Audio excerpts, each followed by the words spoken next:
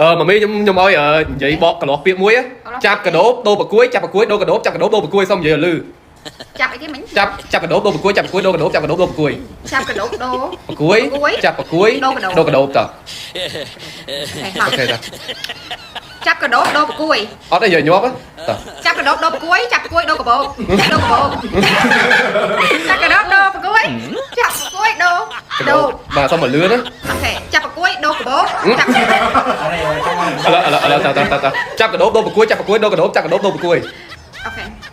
chạp cái đố bạc cuối chạp bạc cuối đô cả đố chạp cái đố bạc cuối chạp bạc cuối đô cả bộ chạp cả bộ chạp cả bộ សួស្តីបងប្អូនអរគ្នាតើឥឡូវនេះមកប្រាប់អត់កំបាំងជាប្រចាំរបស់ខ្ញុំមួយទៅគឺអត់បានទៅបងប្អូនដោយសារតែជាប្រចាំគឺខ្ញុំប្រើប្រាស់ជាមួយនឹង foam ធម្មជាតិលាងមុខរបស់ AK7 បងប្អូនដោយសារតែខ្ញុំជ្រើសរើសប្រើ foam នេះគឺវាមានសភាពទន់ល្មើយលាងទៅស្បែកមុខរបស់យើងសភ្លឺរលោងអញ្ចឹងបងប្អូនមួយទៀតដោយសារតែ foam លាងមុខបែបធម្មជាតិរបស់ AK7 នេះវាជួយកម្ចាត់បាក់តេរីនៅលើស្បែកមុខកម្ចាត់នៅកោសិកាចាស់ៗបង្កើតនៅកោសិកាថ្មីបងប្អូនជិះម៉ូតូត្រូវកដៅថ្ងៃខំពលឺថ្ងៃអីធ្វើការត្រូវទលីដីអីបងប្អូនមកប្រើជាមួយនឹង foam AK7 នេះគឺថាគុណភាពល្អខ្លាំងមែនទែនខ្ញុំប្រើជាប្រចាំលាងហើយគឺស្បែកមុខរលោង